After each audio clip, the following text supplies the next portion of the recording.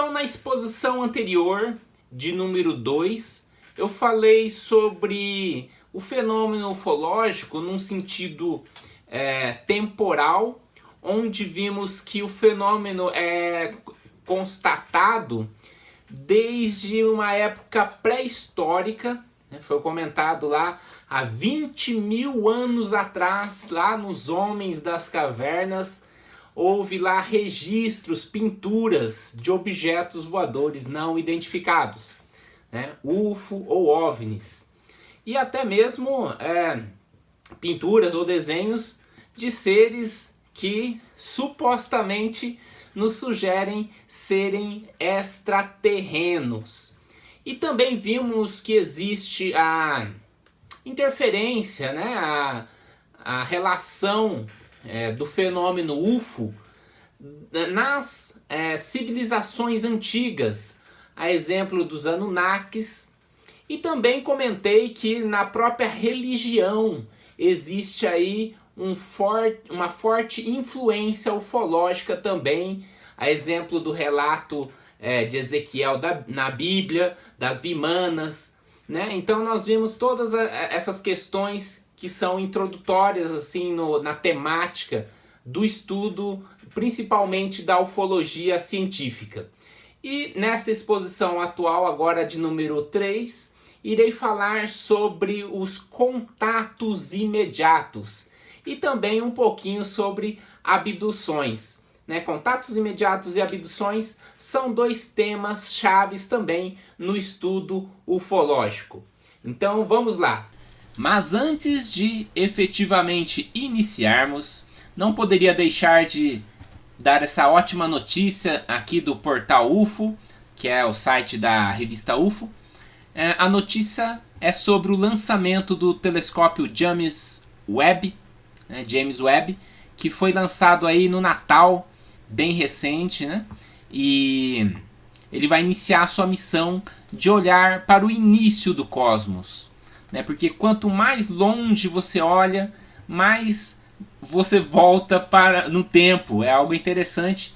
Então você acaba pegando aquela energia, aquela luz logo do início da criação do universo. Isso é algo bem interessante, vai trazer aí ótimos frutos para questões cosmológicas e tal, mas também na procura por vida alienígena. Então esse é um telescópio muito mais potente do que o Hubble, né? Ele pega faixas de frequência bem diferenciadas, e quem sabe aí então teremos com certeza um ajuste fino na busca por exoplanetas parecidos com o nosso, e quem sabe aí com vida, ou grande possibilidade de vida, né, extraterrestre. Então ele vai ter aí uma capacidade de busca por vida fora da Terra muito maior do que nós temos com os telescópios e tecnologias atuais. Muito bem, pessoal, então vamos iniciar a exposição de hoje. E temos aqui então o tema que irei abordar, que serão os contatos imediatos. O que seria os contatos imediatos? Basicamente é o encontro com o fenômeno ufológico, ou seja, a relação entre os seres humanos e os extraterrestres. E um estudioso destes contatos imediatos foi o Alan Hynek. Não sei se pronuncia-se assim, mas foi um astrônomo. Olha só, né? Geralmente os astrônomos têm aquela visão bem pessimista da ufologia, né? Vamos dizer assim. Mas temos aqui um astrônomo, um professor, que foi também ufólogo. E ele foi um assessor científico do projeto Livro Azul, que é o projeto Blue Book, que poderemos falar futuramente, tem relação com o estudo militar dos Estados Unidos relacionado com os objetos voadores não identificados, os UFOs. E ele que foi a pessoa que classificou os contatos imediatos em graus, né? Então a gente vai conhecer a classificação dele, principalmente os 3 primeiros graus, e depois foi colocado um quarto que complementa também. Começando então com o contato de 0 grau.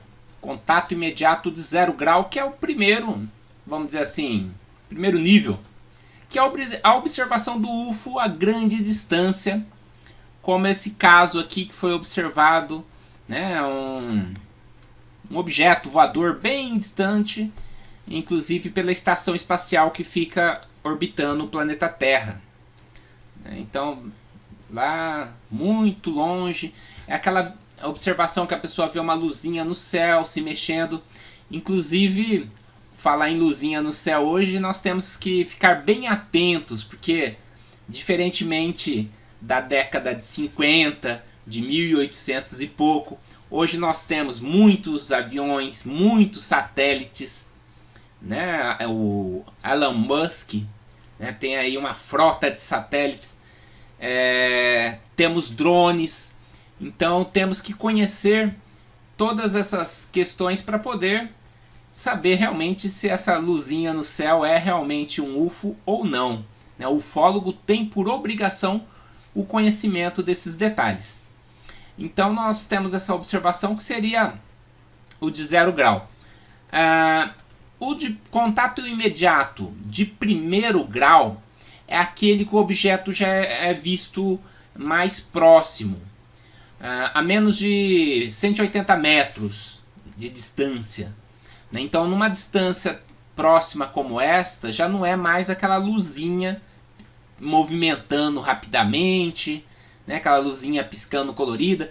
Já pode observar alguns detalhes, como, vamos dizer assim, escotilhas, né, entre aspas, janelas do objeto, luzes saindo de dentro, luzes girando, o formato, era oval, era em formato de sino, ou formato de disco, que aí vem a questão, né, do termo disco voador, que é o formato muito comum mundialmente, que é o formato de 2 discos. Eu tenho aqui até uma réplica, é como se fosse um disco acima do outro, ou desse formato aqui, meio como se fosse uma, sei lá, uma tigela, um prato, né? Inclusive o próprio termo, né, Flavie Saucer, dá a ideia da questão de prato, de disco, né? Então nós temos esse contato de 1º grau. Na sequência, vou falar agora do contato do 2º grau. Contato imediato 2º grau, já o objeto UFO causa alguma interferência física, porque nós estamos falando de um objeto que não é uma ilusão de ótica, como alguns dizem, não é um efeito visual, psicológico do planeta Vênus. Até isso, né, a pessoa que quer negar o fenômeno utiliza como argumento.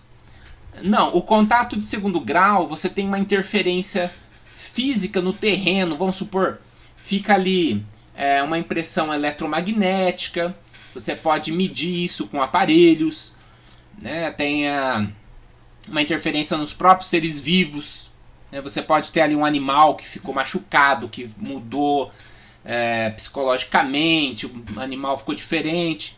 Até mesmo as pessoas podem sentir diferença de temperatura, a vegetação pode ficar amassada, modificada. Aí a gente tem a questão, por exemplo, dos círculos ingleses, né? Pousou ali um objeto, viu um objeto ali, inclusive os detalhes dele e tal, e ficou uma marca no solo, entortou, quebrou o chão. E a partir daí a ufologia científica se preza em fazer análise de peso.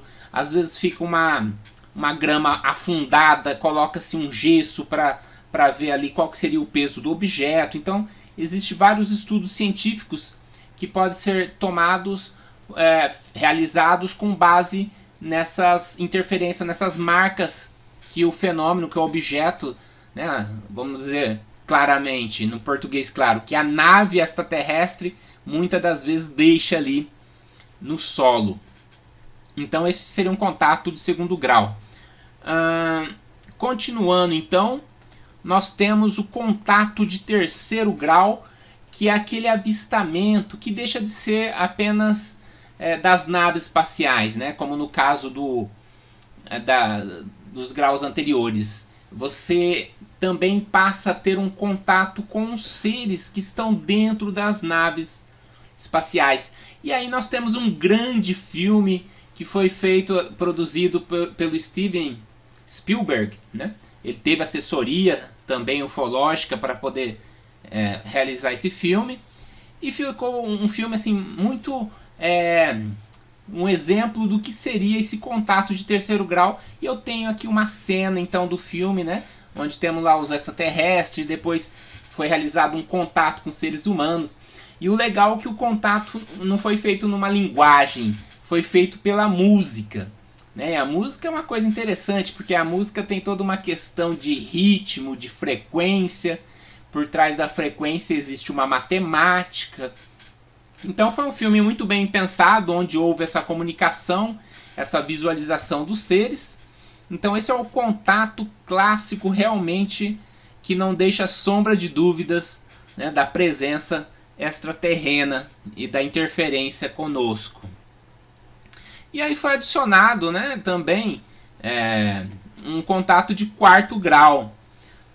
Foi adicionado aí para poder englobar aquelas experiências onde as pessoas não só, é claro, avistou a nave e tal, como teve uma comunicação no sentido de abdução mesmo, né? A pessoa foi abduzida para dentro da nave, e a abdução é uma coisa muito constante nesse estudo ufológico, né? Então não houve só o avistamento do ser,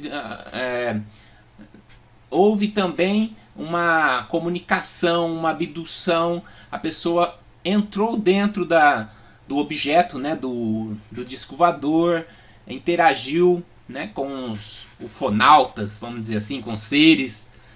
Então foi adicionado um quarto grau para poder dar essa noção de uma relação muito mais aprofundada com o fenômeno.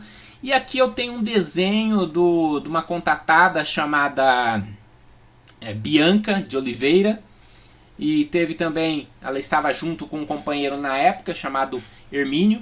Então se você pesquisar lá na internet, caso Hermínio Bianca abdução, ou ufológico, alguma coisa nesse sentido, terá lá vídeos e mais descrições sobre esse caso, que é muito legal. Eu li sobre ele no livro Possibilidades do Infinito, que a Bianca escreveu. Isso foi lá na década de 90 que eu li. Era lá praticamente ainda um adolescente e tal, muito jovem. E a ufologia é algo que sempre me chamou muita atenção, e eu gostei muito desse livro porque ele era ilustrado e muito assim, escrito numa linguagem bem didática, bem direta, né? E tem esse desenho então, onde nós temos aqui os alienígenas, né, os extraterrestres, inclusive chama-se Carran, o extraterreno, né? E aqui nós temos a Bianca e também o Hermínio, que era lá o parceiro da Bianca na época, ali, o companheiro.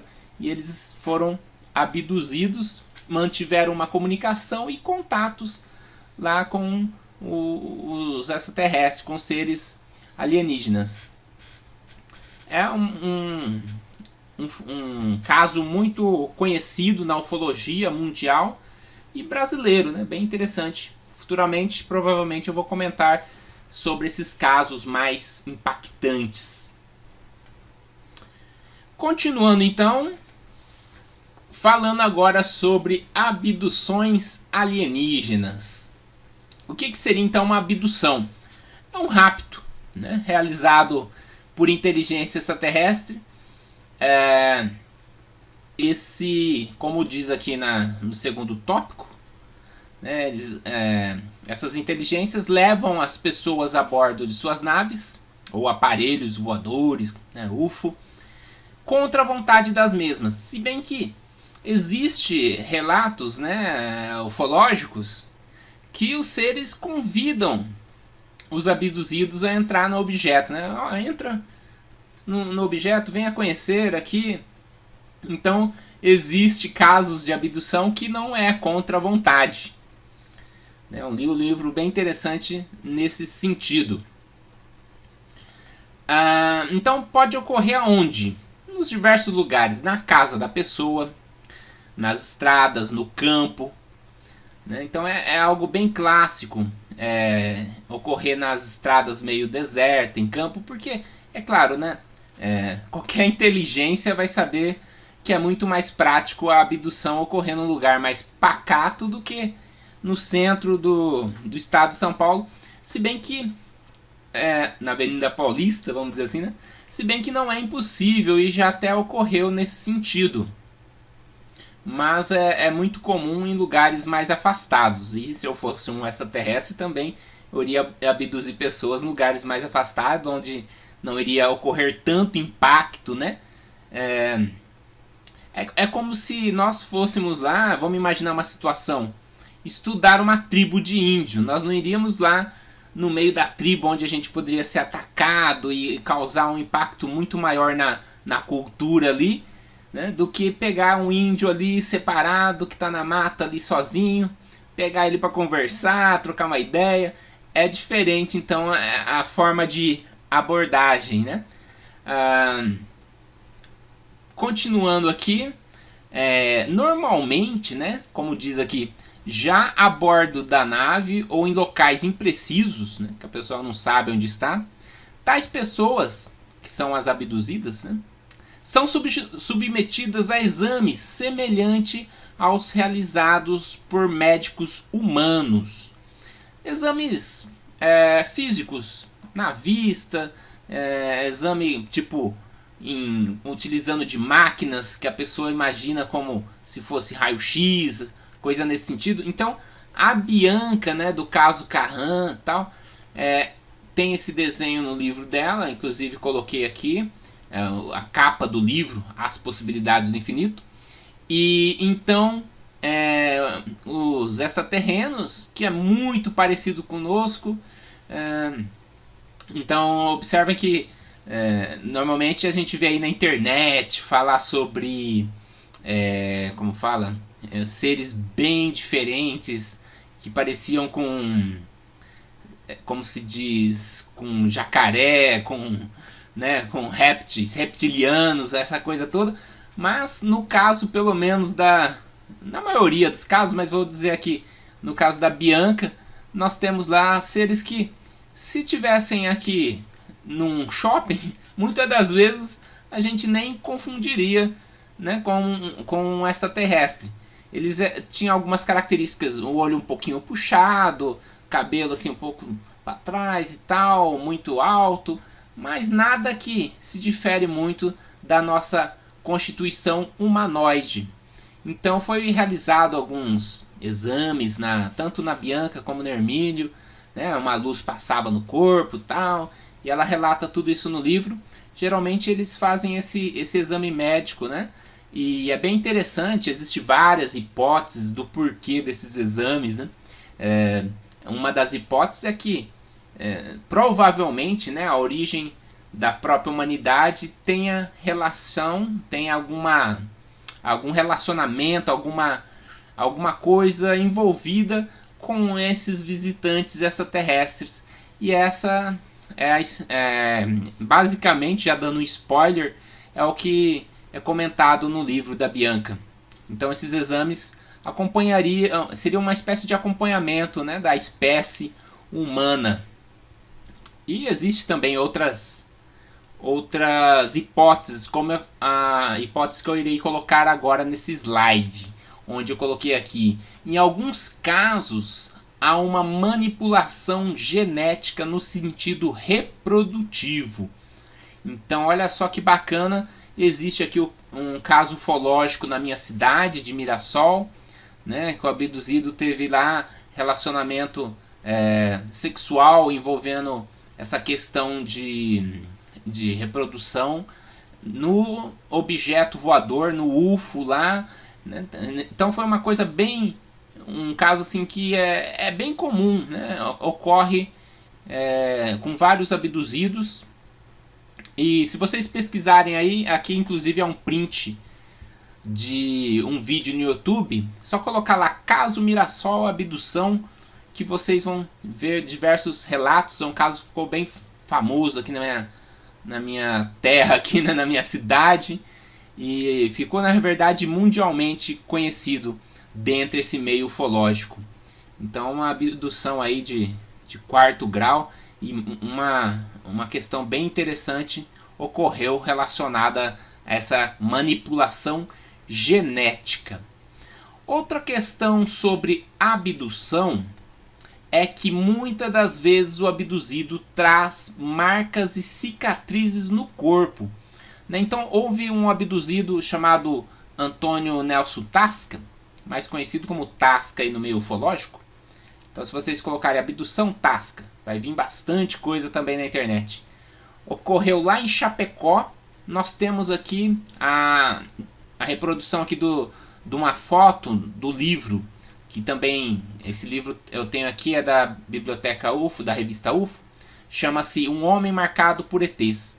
Então ele teve a questão da abdução, do contato extraterrestre, coisa e tal, e teve essa marca nas costas dele, uma espécie de V, né? Os médicos não tiveram muita explicação, porque não era bem uma queimadura, né? Não houve dor e cicatrizou rápido, teve uma cicatrização diferente de queimadura, coisa e tal. Então foi uma coisa bem diferente, né? Então é algo interessante o estudo da abdução, porque repetindo mais uma vez, né? Não é só uma coisa psicológica, uma coisa às vezes existe, mas não é apenas uma abdução em corpo astral, uma coisa espiritual. Não, é coisa física, deixa marca, deixa implantes, né? Não é dessa apresentação, mas existe a questão de implantes extraterrestres que um médico retira da pele, dentro do pulso, no braço, queimaduras, são marcas, né? Até mesmo relacionada com aqueles exames que em alguns casos ocorrem. Mas existem vários tipos de abdução, dentre elas essas que o abduzido traz alguma marca, comprovando então a realidade física do fenômeno da abdução. E agora vou colocar algumas curiosidades. Então, as experiências com abduções podem acontecer numa mesma família, ou seja, acontece lá com os irmãos, com o pai, com o casal ali, e até mesmo por gerações, né? Acontece com a pessoa, acontece com o filho dela, com o neto, e assim vai. Então existem algumas hipóteses por que disso, né? Provavelmente uma das hipóteses seja o mapeamento genético. Então ele pode fazer uma alteração genética numa pessoa, acompanhar com o filho, então existe essas questões que nos sugere alguns motivos para a existência de abdução, né? A questão da abdução já foi muito mais ostensiva tempos atrás, agora tem mudado um pouco essa questão, mas essa abdução física foi muito forte década de 80, 90, né? Depois eu colocarei alguns casos. E vamos a mais uma curiosidade. Uma vítima pode ter sua vida monitorada desde os 2 anos de idade. Então, desde criancinha, né, a pessoa pode lá ter o seu contato e continuar com o passar do tempo. E aí existem algumas hipóteses também que os ufólogos, que os especialistas, os estudiosos acabam bolando, né? Acaba pensando e tal. E existe uma questão bem interessante, que é a hipótese da reencarnação. Então nós os ufólogos espiritualistas imaginam, né? Por que não a criança que nasceu lá, que foi pequenininha, abduzida, teve algum contato, por que não ser uma reencarnação dos próprios seres extraterrestres? Se a gente imaginar, a vida na realidade é uma só, né? E os planetas, né, é como se fossem escolas. Então ora a gente reencarna aqui, ora reencarna em outro, né? Então a evolução no ponto de vista espiritualista não é algo fechado, estanque, ela ocorre em todo, né, o universo. Não é só um planeta, né? A evolução ela é algo realmente que não dá assim para restringir.